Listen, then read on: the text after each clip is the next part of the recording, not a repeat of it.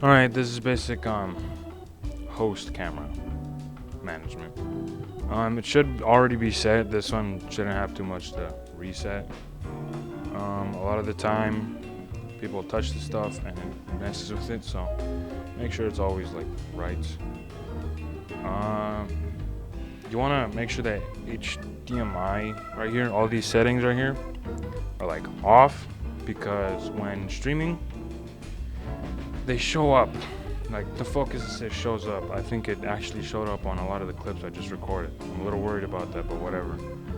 LCD will be on though, so if you have it selected on LCD, you can still have the focus assist and the grid on, just as long as the HDMI is off, because otherwise it will show on the stream, of course. But as long as the LCD is on and you have it selected on that, it'll be like on those settings when on the camera, for example. Right here, it shows the grid and everything. And then when you have it on HDMI, I think it turns it all off. Or not. Might be on. Yeah, so. As long as one of them is off, at least specifically on the HDMI, it's off and everything, it should be fine. The LCD will just show you everything you need to see, like focusing and whatnot.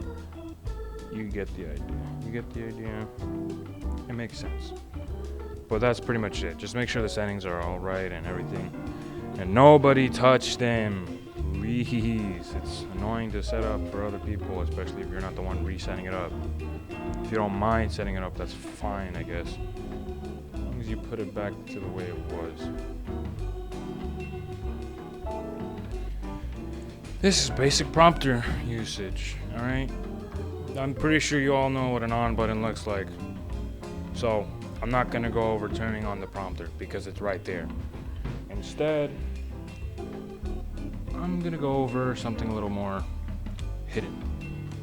Whoa, moving. Okay, let's focus on that. All right, y'all see that? That's the HDMI cable. And this, where is it? This is the adapter. We have like one of these, so don't break it, don't steal it, don't do nothing. Obviously, as you can see here, it's a little loose. Now, I'll go over the settings right now. But if it's not working when connected to the Chromebook, make sure the connection is okay. Because otherwise, it's not gonna work. You're gonna think, it's not there, it's broken.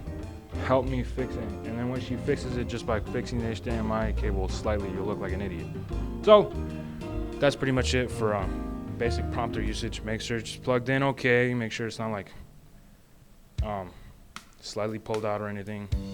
Don't freaking lose the adapter, because I will crash out, Luther will crash out, and you'll ruin the whole thing. Anyways, moving on to the Chromebook. Give me a second.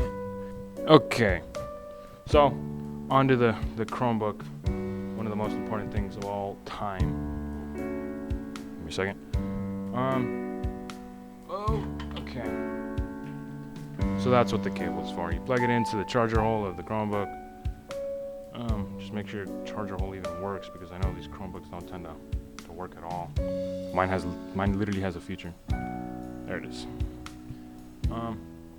Whichever hole works, as long as the hole works itself. So, plugging it in should automatically turn on the prompter. That blackout screen was it connected to the prompter. Alright, the settings, simple, easy. You go to your settings, of course, right here. Let's focus in on that. Okay. You want to go to device, display, and this should appear, and this will be off. By default, this will be off. If it doesn't appear, then that means either the HDMI isn't plugged in correctly, or your charger hole doesn't work. You want to turn this on, because otherwise the prompter won't work. And of course, basic prompter usage, you go to scripts and whatnot, you know. This, you see this will appear on the prompter, and our host will be able to read it. Just make sure it's zoomed in enough, and you get the rest. If there's anything that I missed, Luther will be sure to teach you, because using the prompter is not that hard. It is not hard at all. That's it. That's it for our prompter. Alright, this is the switcher. The ATEM switcher.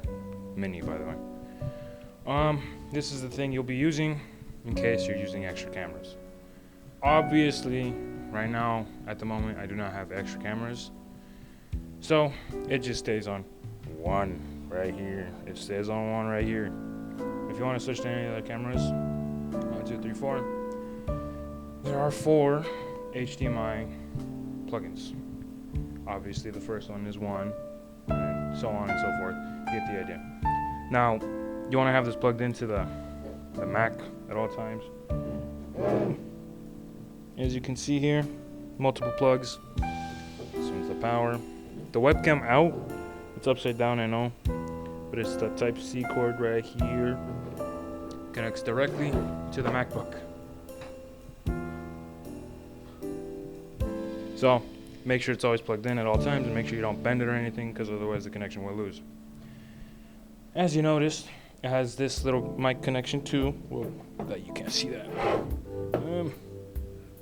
Don't put that. It has 2 separate mic connections, but as of now we only have 1 mic. Now this mic would normally be for the one I'm holding, but because it's I'm using it, it's not. So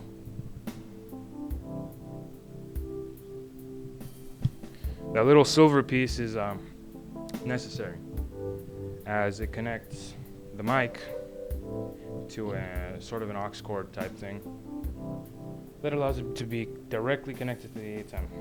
Now, of course, on the off chance that this ever breaks, we have the zoom.